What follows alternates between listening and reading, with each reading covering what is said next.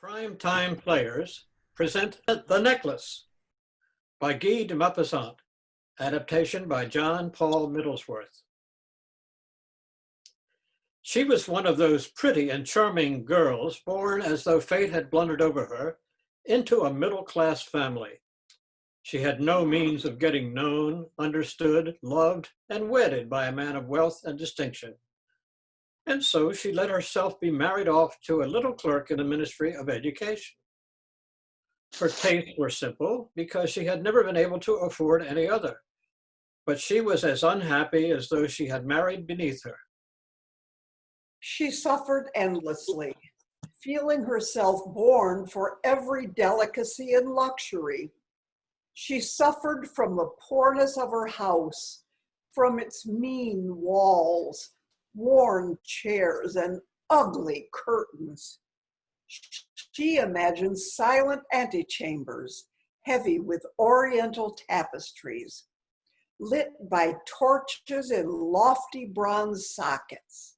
She imagined vast salons hung with antique silks, exquisite furniture supporting priceless ornaments, and small, charming, perfumed rooms created just for little parties of intimate friends, men who were famous and sought after, those whose homage roused every other woman's envy. When she sat down for dinner at the round table covered with a 3 days old cloth, opposite her husband enjoying his soup, she imagined delicate food served in marvelous dishes, murmured gallantries listened to with an inscrutable smile, as one trifled with the rosy flesh of trout or wings of asparagus chicken. She had no clothes, no jewels, nothing, and these were the only things she loved. She felt that she was made for them. She had longed so eagerly to charm, to be desired, to be wildly attractive and sought after. She had a rich friend, an old school friend whom she refused to visit because she suffered so keenly when she returned home. She would weep whole days with grief, regret, despair, and misery. One evening, her husband came home with an exultant air, holding a large envelope in his hand. "Here's something for you." The Minister of Education and Madame Rapagnier request the pleasure of the company of Monsieur and Madame Lassalle at the Ministry on the evening of Monday, January the 18th. What do you want me to do with this? "Why, darling, I thought you'd be pleased. You never go out, and this is a great occasion. I had tremendous trouble to get it. Everyone wants one. You'll see all the really big people there." And what do you suppose I am to wear to such an affair? Why, the dress you go to the theater in. It looks very nice to me. What, are you crying? What's the matter with you? Nothing. Only I haven't a dress, and so I can't go to this party. Give your invitation to some friend of yours whose wife will turn out better than I shall. Look here, Matilda, what would be the cost of a suitable dress, which you could use on other occasions as well? Something very simple. She thought for several seconds, reckoning up prices and also wondering for how large a sum she could ask without bringing upon herself an immediate refusal and an exclamation of horror from the careful-minded clerk. I don't know exactly, but I think I could do it on 400 francs. As it happens, I have just such a sum saved up. I had hoped to buy a hunting gun, but this, I believe, is more important. Do try and get a really nice dress with the money. The day of the party drew near, and Mademoiselle seemed sad, uneasy, and anxious. Her dress was ready, however. One evening, her husband said to her, What's the matter with you? You've been very odd for the last 3 days. I'm utterly miserable at not having any jewels, not a single stone to wear. I shall look like a nobody. I would almost rather not go to the party. Wear flowers. They're very smart at this time of the year. For 10 francs, you could get 2 or 3 gorgeous roses. No, there's nothing so humiliating as looking poor in the middle of a lot of rich women. How stupid you are. Go and see Madame Forestier and ask her to lend you some jewels. You know her quite well enough for that. That's true.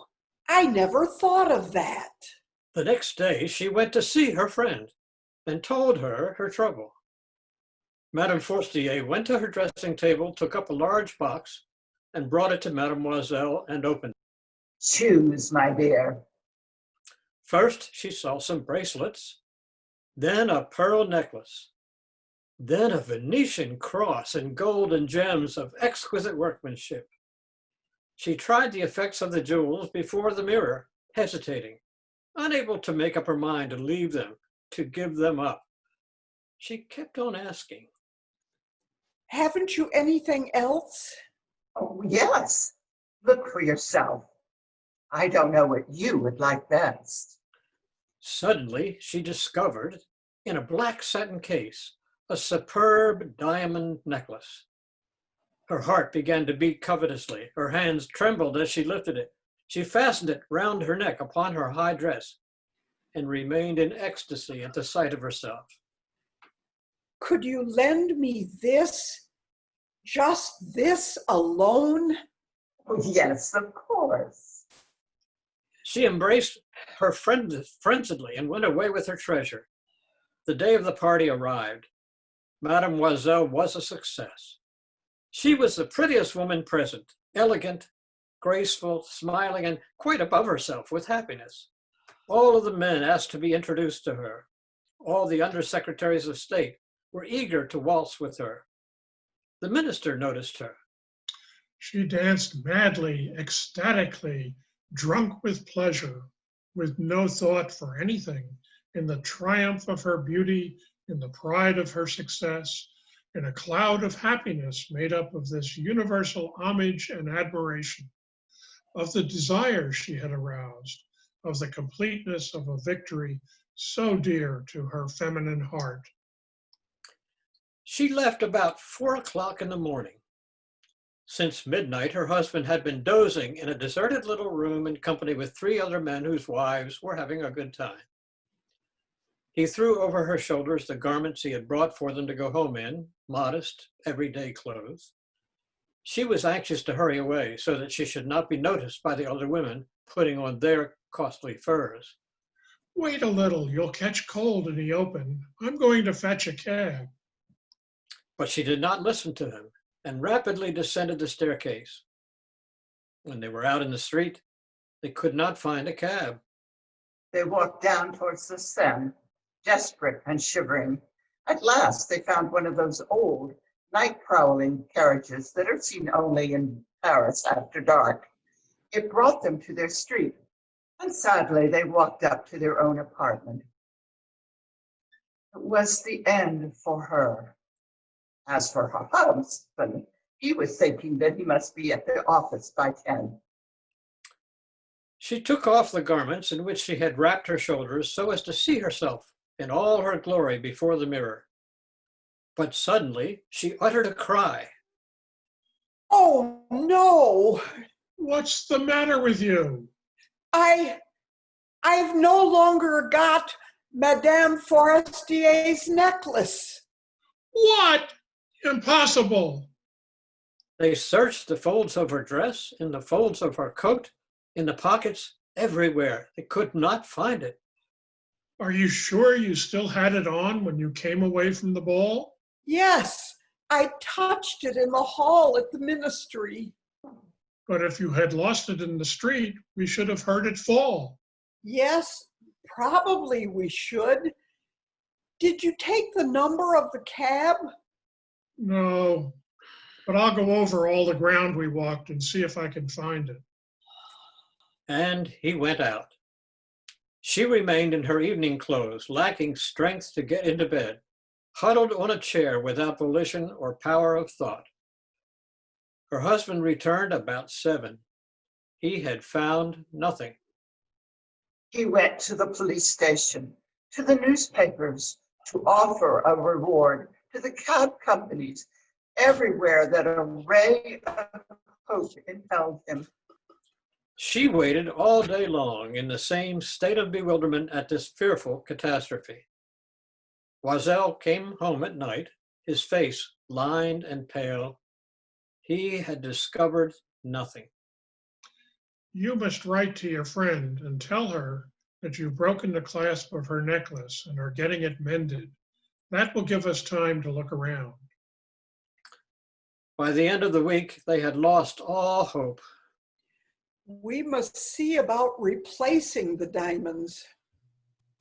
Next day, they took the box which had held the necklace and went from jeweler to jeweler in an anguished search for another necklace like the first. In a shop at the Palais Royal, they found a string of diamonds which seemed to them exactly like the one they were looking for. It was worth 40,000 francs. They were allowed to have it for 36,000. They begged the jeweler not to sell it for 3 days, and they arranged matters on the understanding that it would be taken back for 34,000 francs if the first one were found before the end of February. Marcel possessed 18,000 francs left to him by his father. He intended to borrow the rest. He did borrow it, getting 1,000 from one man, 500 from another, 5 louis here, 3 louis there. He gave IOUs, entered into ruinous agreements, did business with usurers.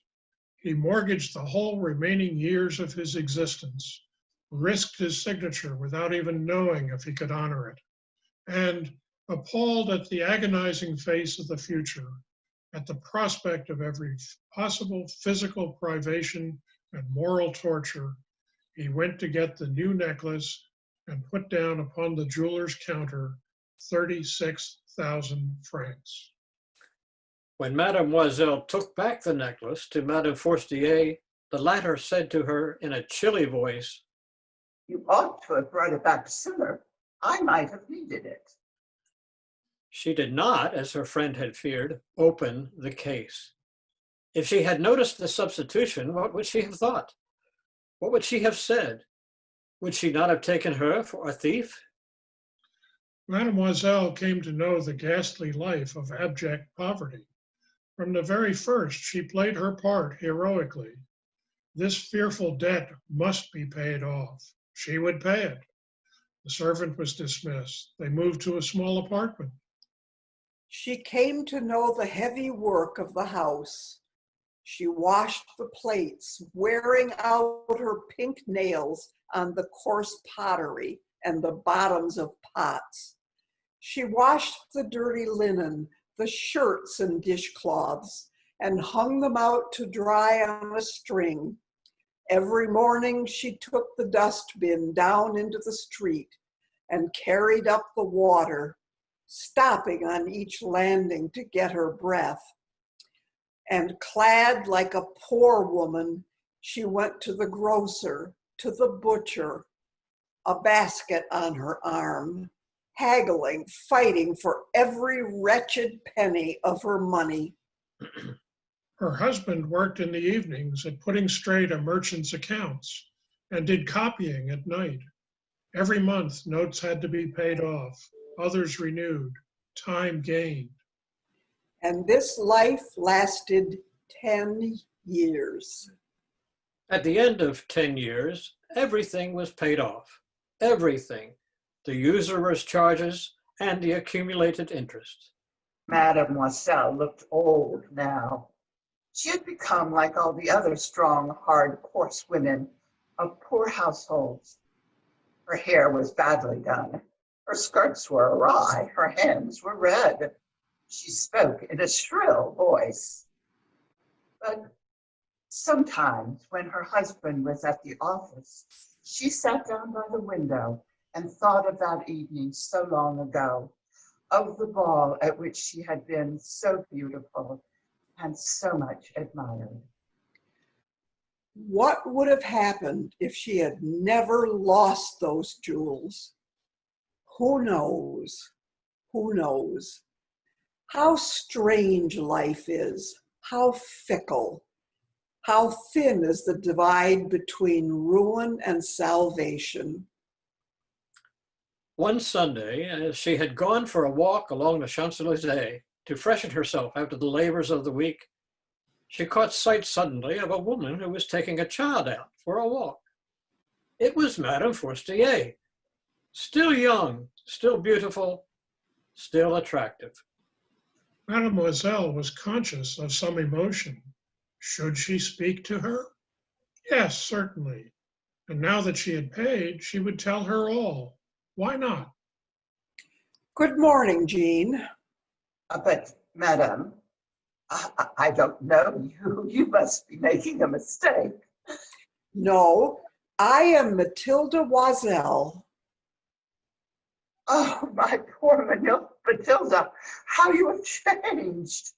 Yes, I've had some hard times since I saw you last, and many sorrows, and all on your account. On my account? How was that? You remember the diamond necklace you lent me for the ball at the ministry? Yes, well.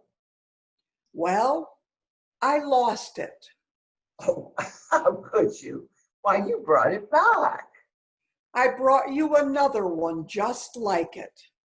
And for the last 10 years, we have been paying for it. You realize it wasn't easy for us. We had no money. Well, it's paid for at last, and I'm glad indeed. You say you bought a diamond necklace to replace mine? Yes, you hadn't noticed? They were very much alike. And she smiled in proud and innocent happiness. Madame Forestier, deeply moved, took her two hands. Oh, my poor Matilda, but mine was imitation. It was worth, at the very most, 500 francs.